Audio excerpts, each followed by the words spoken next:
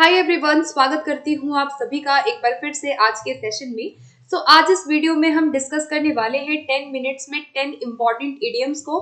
चलिए फिर इस सेशन की शुरुआत अब हम फाइनली करते हैं। तो ये जो 10 इडियम है ये बहुत ज़्यादा इंपॉर्टेंट है। मैं डेली बेसिस पे इडियम आप लोगों के साथ डिस्कस कर रही हूँ। अगर आप मुझे पहली बार देख रहे हैं तो आपको अदर वीडियोस की प्लेलिस्ट भी मिल जाएगी। इडियम का मैंने अलग प्लेलिस्ट बना दिया है, वहां से जाके आप बाकी और जो इडियम है इम्पॉर्टेंट वो आप कर सकते हो। ठीक है, तो चलिए फिर बिना किसी देरी के स्टार्ट करते हैं। 1 मिनट में एक इडियम को समझने की कोशिश करेंगे जिससे कि आप 10 मिनट में ये सारे इडियम याद कर लोगे। ठीक है, तो सबसे पहला इडियम आता है hold one's horses. Hold one's horses का क्या मतलब होता है? तो ऑप्शन देखो पहले। कीप वंस एक्सपेक्टेशंस, किसी की एक्सपेक्टेशंस को रखना। Keep once gift, have patience और हाई ऑन एनर्जी। तो यहाँ पे आप पहले पिक्चर देखो कि पिक्चर में यहाँ देख रहे हो कि ये होल्ड कर रहा है एक हॉर्स को, यानी कि आप देख रहे हो वो हॉर्स भाग रहा है और उसको वो होल्ड कर रहा है। तो इसका मतलब होता है कि जब आप पेशेंस रखते हो, जब आप थोड़ा वेट करते हो, काम डाउन होते हो, तब हम इसको यूज करते हैं।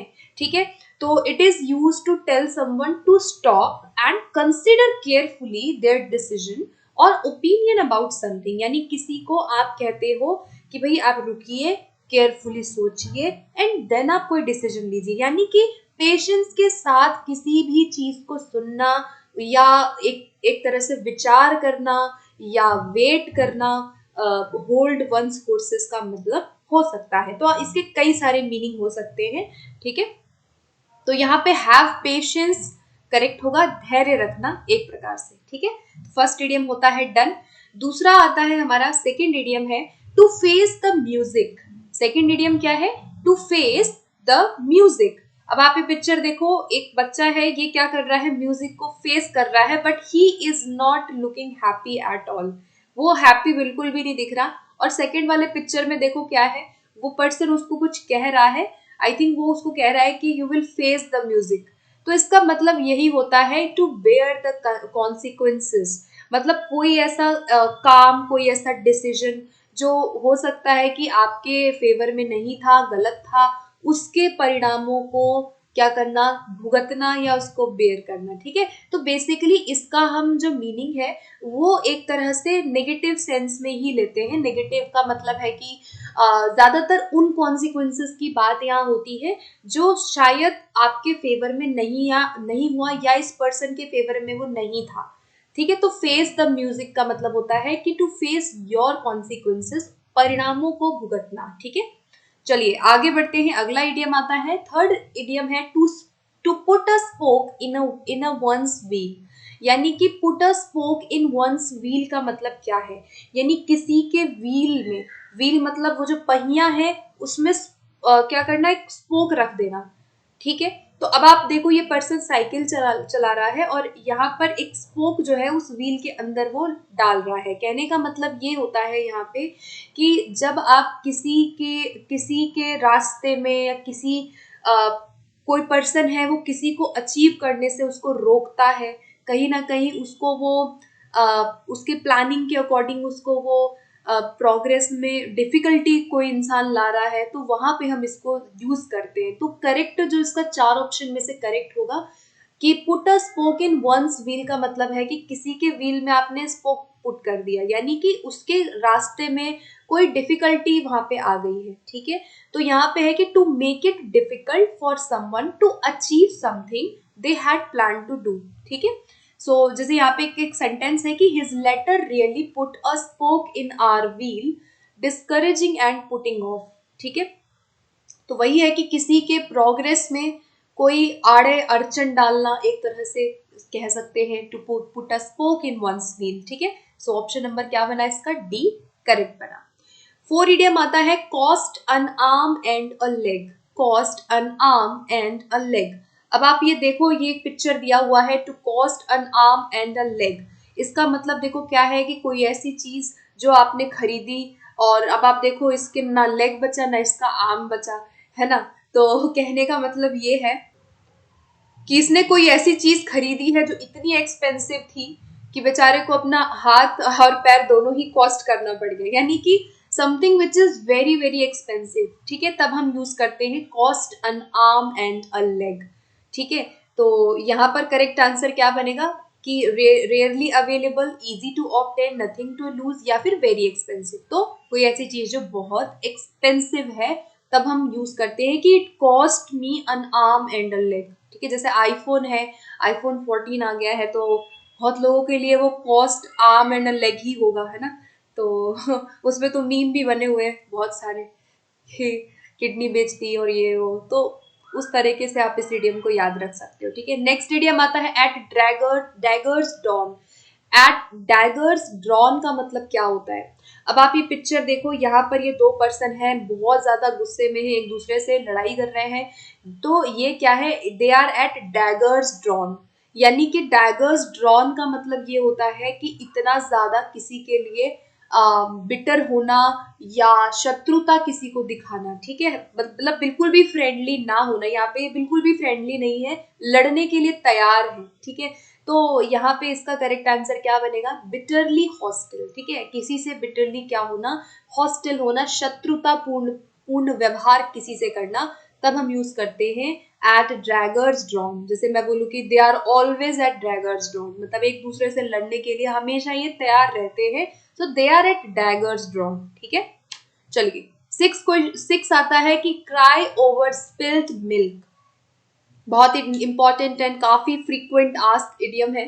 क्राई ओवर स्पिल्ड मिल्क का मतलब क्या होता है? तो देखो, यहाँ पे एक मिल्क है जो स्पिल्ड हो गया है, ऑलरेडी गिर गया है। अब ये पर्सन उस गिरने पे रो रहा है, तो इसका मतलब भी वही होता है कि आप जब किसी अपने डिसीजन से या किसी भी कोई सिचुएशन से या कोई चीज ऐसी आपके साथ घटना घटी जिसपे आप अभी भी रिग्रेट करते हो, है ना, तो वो होता है कि भाई you are crying over the spilled milk. जो हो गया वो हो गया, अब बाद में उस पर रिग्रेट करने से फायदा नहीं है। तो टू रिग्रेट यूजलेसली इसका मतलब होता है, ठीक है। ऑप्शन क्या बनेगा? डी बनेगा।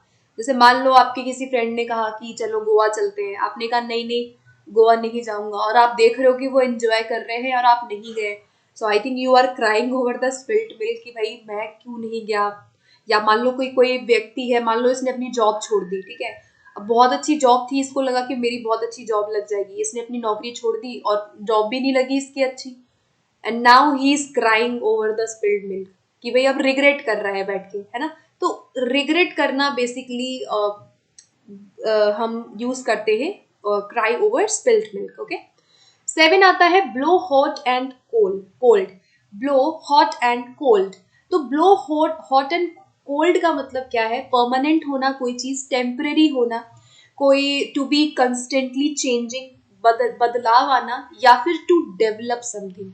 तो ब्लो हॉट एंड कोल्ड का मतलब होता है जब कोई पर्सन अपने ओपिनियन पे, अपने विचारों पे, किसी के प्रति या किसी भी सिचुएशन पे अपने आप को हमेशा वो अपने डिसीजन में या अपनी थिंकिंग में वो चेंज लाता रहता है।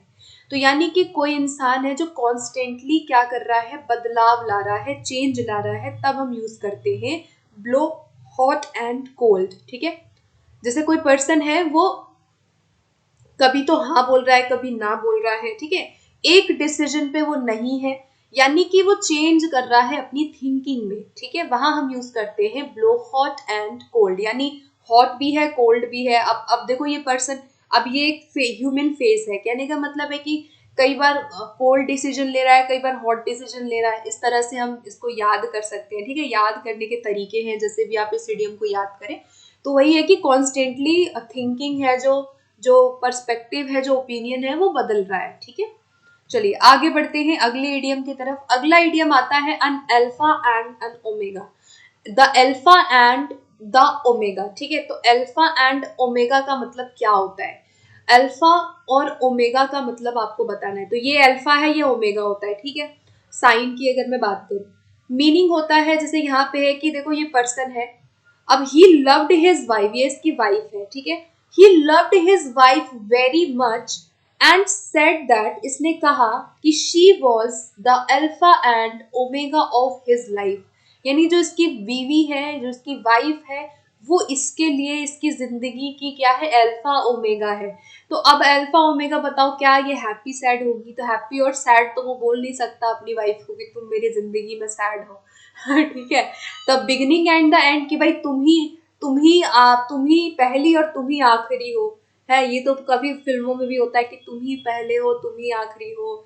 और द लव एंड हेट्रेड, तो हेट्रेड तो होगा नहीं कि भाई तुम मेरी जिंदगी में हेट हो, और ट्रूथ एंड डेयर भी नहीं होगी भाई, बिल्कुल भी। तो वो पर्सन उसके लिए क्या है, बिगनिंग और एंड दोनों ही है, ठीक है। तो इसका मतलब भी वही होता है कि the beginning and the end, ठीक है।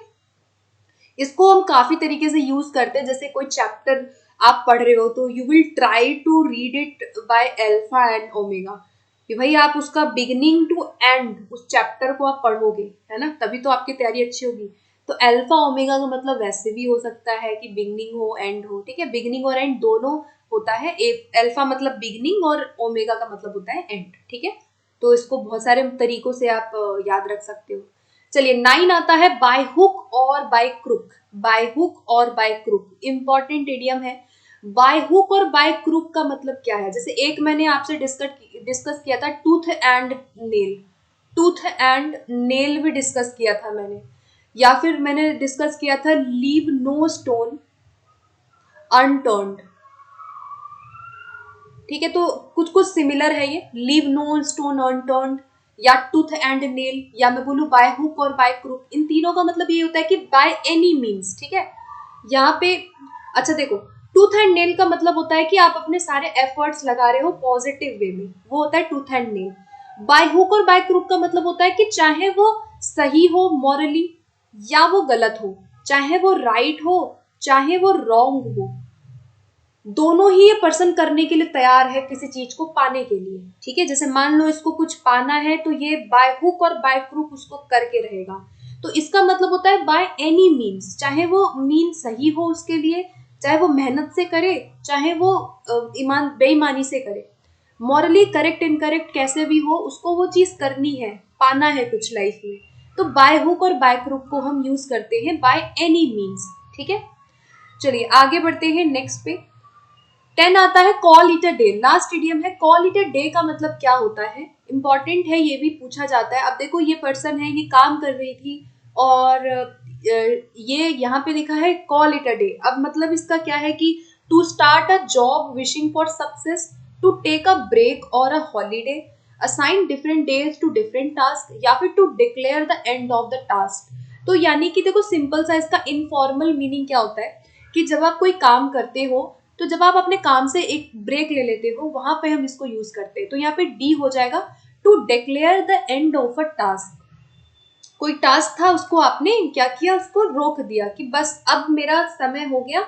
ऑफिस में जैसे आप जाते हो या कोई पर्सन ऑफिस जा रहा है, तो वो क्या करता है, वो just call it a day करता है कि भाई अब मेरा 5 बज गए हैं, मेरा टाइम खत्म हो गया है। तो कॉल इट अ डे का मतलब वही है कि to declare the end of a task, किसी काम को जो आप कर रहे थे बहुत पहले से, उसको क्या करना, बंद करना, उसको खत्म कर देना, उसको रोक देना कुछ समय के लिए, ठीक है।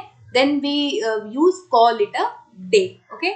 सो गाइज यहाँ पे 10 इडियम होते हैं कंप्लीट। आई होप आज के सेशन में आपको ये सारे इडियम आज याद हो गए होंगे। आपको बाकी के इडियम्स अगर देखने हैं जो मैंने 10 पहले भी डिस्कस किए, तो आपको प्लेलिस्ट में सारी वीडियोस मिल जाएंगी, चैनल पे जाके चेकआउट करिए एंड सारे इडियम्स को आप जरूर पढ़िए, ठीक है। So thank you so much, keep watching and application download कर सकते हो आप for test series for REET mains 3rd grade exam English के लिए। बाकी डिटेल आपको कमेंट सेक्शन में मिल जाएगा, ठीक है। टेलीग्राम वगैरह का लिंक मैं आपको दे दूंगी। सो thank you so much and keep watching.